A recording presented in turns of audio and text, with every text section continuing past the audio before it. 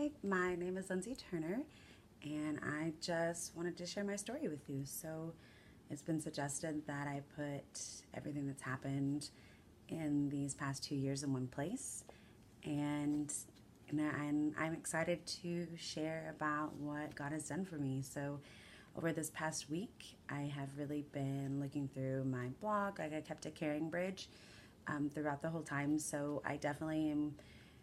If you want to know more, I would love for you to go and you can read it. And I posted after every appointment and every scan. And it was really a great way for me to share what was going on. And yet, then this week, as I'm going through reading it, I have been reminded of a lot of stuff that I had forgotten. So it, it's there. So if you are interested in that, I can definitely leave that for you, or put a link in after this video, like all the cool bloggers say, and try to figure that out. So anyways, I guess I'll start by saying I am 32 years old, and I am a cancer survivor, which is crazy to say. I never thought in a million years that I would say that. And it's been almost 2 years since I was diagnosed with a brain tumor. It was right behind my left eye, right back here. It was about 4 centimeters. And then shortly after that, a couple months later, I had brain surgery. It was 1 year and 9 months almost to the day. It was actually August 3rd, so 9 months from yesterday. Today is May 4th. And then shortly after that, about 10 days later, we found out it was cancer because they were not able to take out the tumor like they thought. So it's been a crazy ride and a crazy time. And one of the blog posts I titled was God's Fire Drill. So I teach school. I'm a first grade teacher. And every day you try to make the best plans that you can. I try to make, every single minute jam-packed with information and fun, and you put so much thought and planning into it, and then as soon as you get there, somebody throws up, or the phone rings 10,000 times, or someone knocks on your door.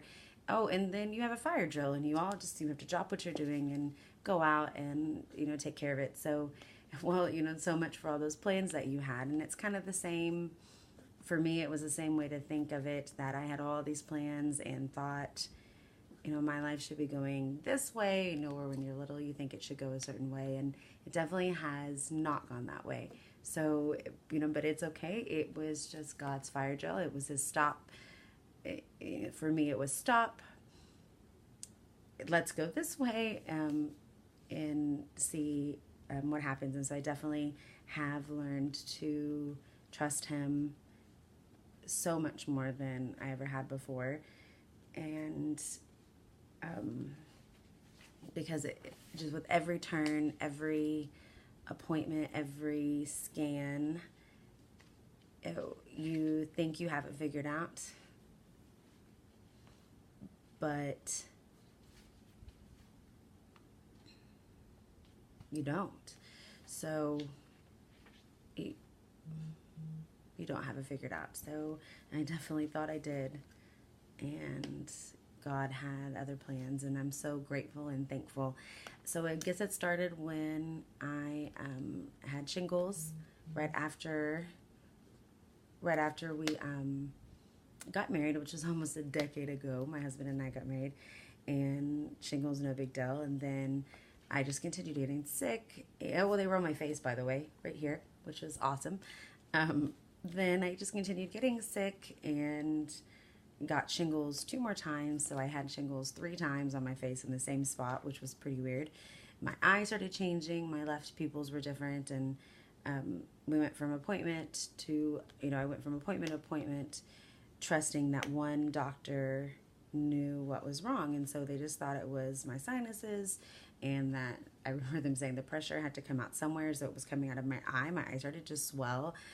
And to me, it looked like it was drooping. Come to find out later, it was swelling.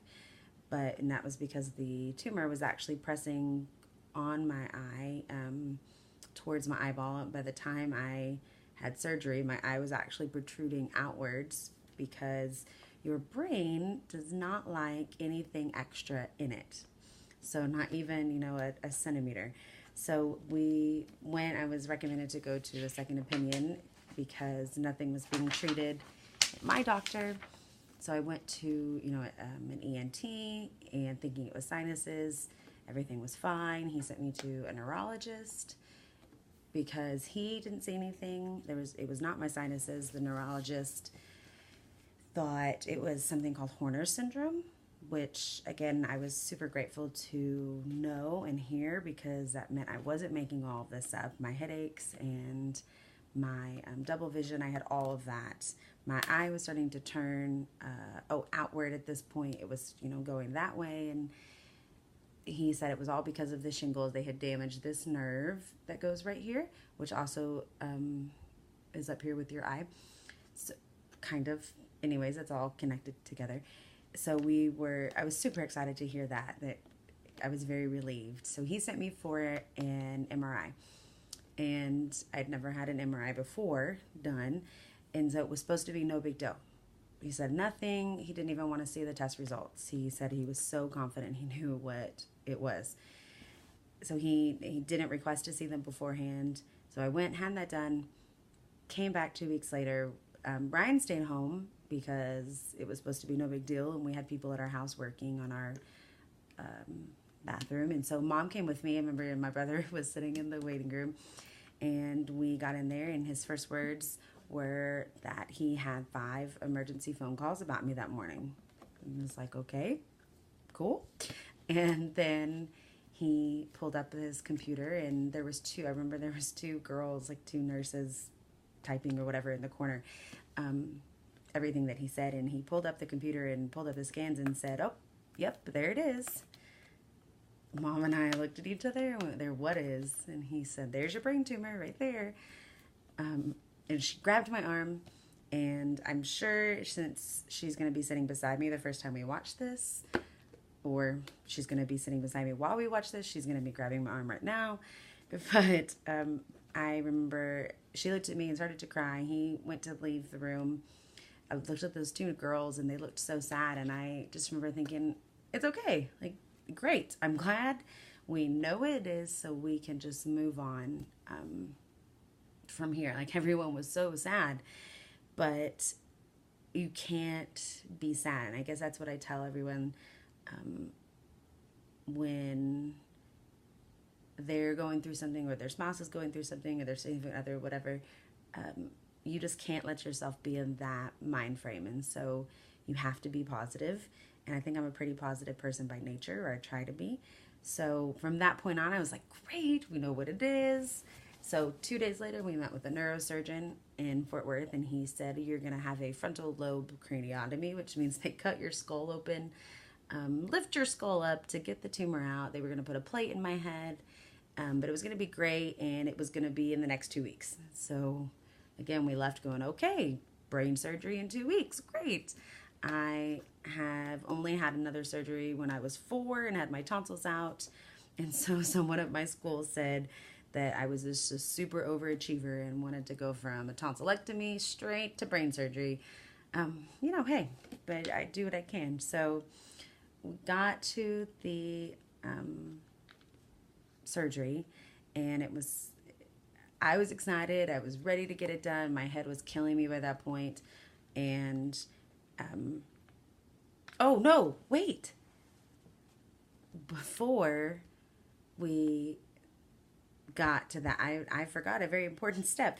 So after we met with the doctors here, and we're going to have the craniotomy, which has a ridiculously crazy recovery time. Anyways, my dad called and said that one of his customers really felt led to get me to MD Anderson, that he had been to MD Anderson. And so Dad called and said, hey, I really want you to get a second opinion. Why don't you try to go there? So, okay, why not, right? It couldn't already hurt. I already was going to have my head shaved and I was already prepared for all that. So I called MD Anderson. We got in. We went the beginning of July, so this is 2016. So this has only been from March I started feeling really bad to May feeling like terrible. June 21st, we found out I had a brain tumor. June 21st, 2016. So, I mean, before that next surgery was supposed to take place, we were already in Houston at MD Anderson, and we met Dr. Raza in the neurosurgery department, and he was actually a skull-based tumor specialist. As if being a brain surgeon wasn't enough, he was a specialist in tumors that were back here at the base of your skull, not actually in your brain. Because my tumor is, I say brain tumor, but it was under my brain, not inside my brain. So we met him, and he immediately, like my mom, dad, and Ryan, we were all in there, and we just felt so at peace with him. And he looked at me and said that he asked me how I was doing. He sat right in front of me and talked just to me, which was really nice.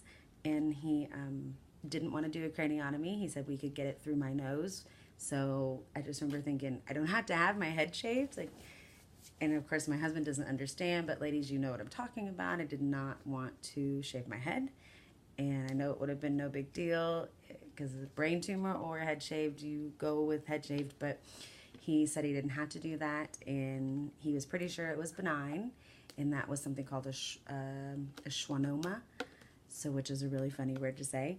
So I immediately canceled the appointments here in Fort Worth, and we scheduled and proceeded on there at MD Anderson. And so over the course of the next couple of weeks, I would say less than 2 weeks, I had a ton of scans. I had a PET scan, which is a crazy experience. You drink this radioactive stuff. And then I had a bone marrow biopsy, which was the most terrible thing. I had a spinal tap, which was actually the worst thing I've ever had in my whole life. And, but all that to find out, they were really trying to find out if it was anywhere else and what it was. And,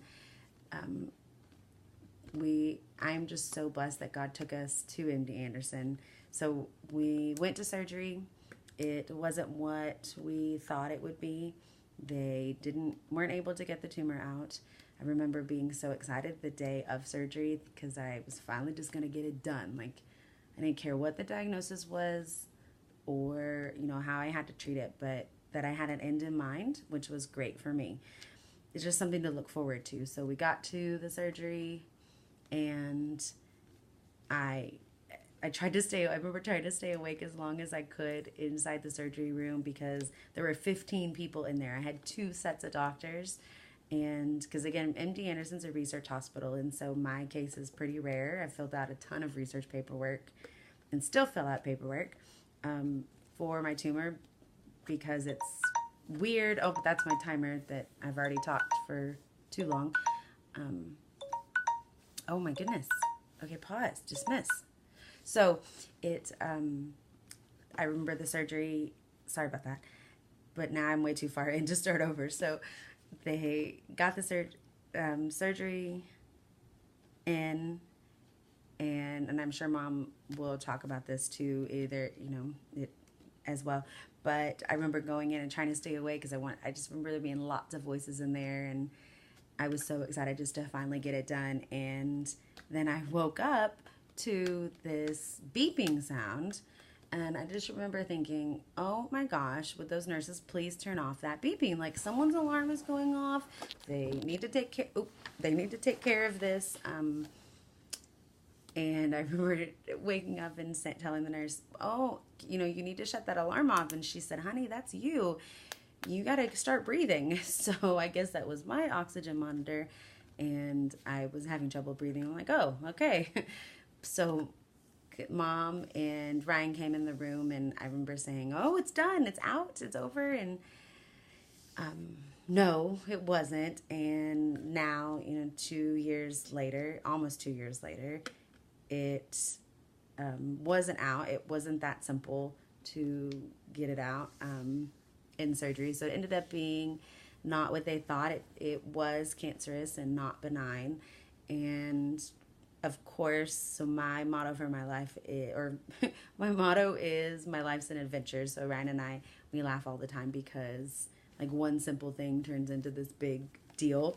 And of course, brain surgery is going to be no different, right? So one, thinking it was one thing to think, hearing another diagnosis and thinking it was that, all the way even to going to surgery and thinking, okay, I'm going to get this out, and it still wasn't it. But that was okay because I knew who was in control the whole time. So it's like, okay, God, take me this way. And so I ended up having, I say we because I really felt like it was a team journey, and reading through all of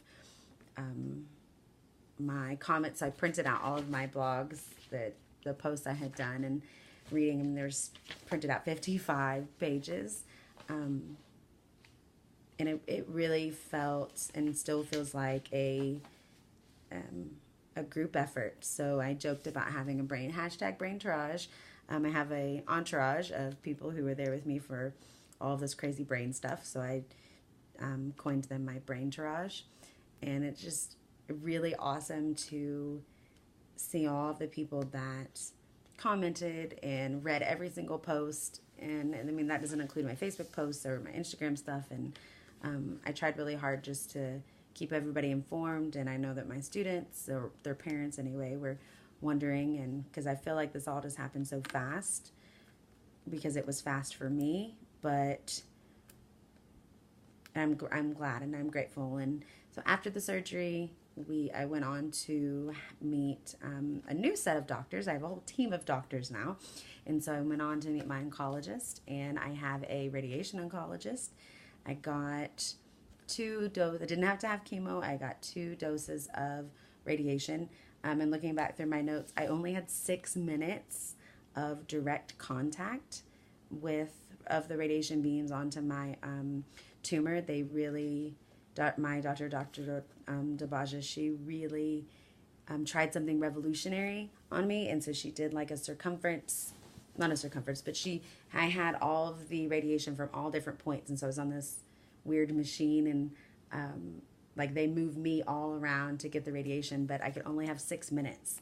Anything else, it would like damage all the stuff around it. And so it's just crazy how precise it has to be. But again, that's God. So I got that. I had 4 rounds of immunotherapy from a drug called Rituxan. So it wasn't chemo, but it was given the same way as chemo. It was just a different blend of medicines.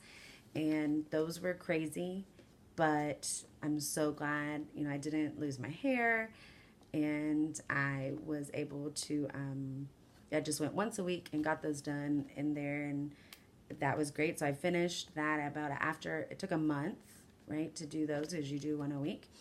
And then I still wearing an eye patch. I was supposed to have to wear an eye patch for 6 months, but God is good, and I only had to wear it for 3 months. And my eyes, so now my eyes are not totally, but they definitely are so much better than they were.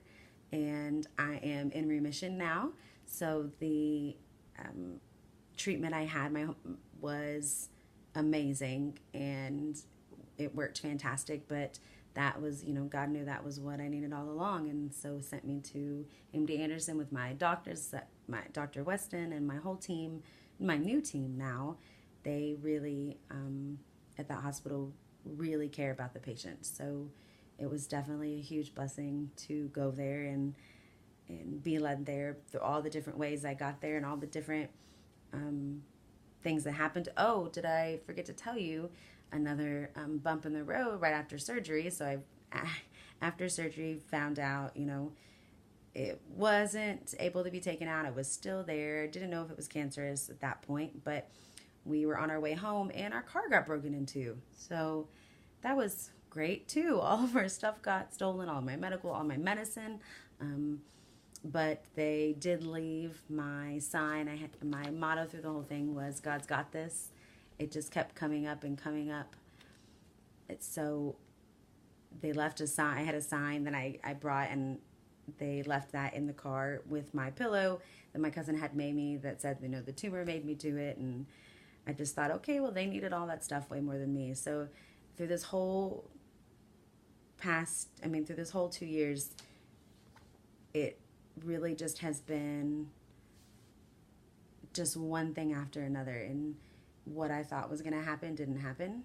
And now looking back, being reflective about it all, it definitely went a different way. But I trust God. So,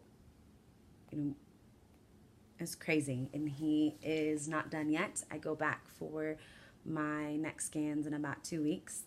And so it's been almost a year since they told me I was in remission, because I think I wrote down in my notes that they told me I was in remission the first time July 25th of 2017. So it's been almost a year that I have been there, and it's been 2 years since I was diagnosed and found out about the tumor and then ultimately the cancer, which was lymphoma.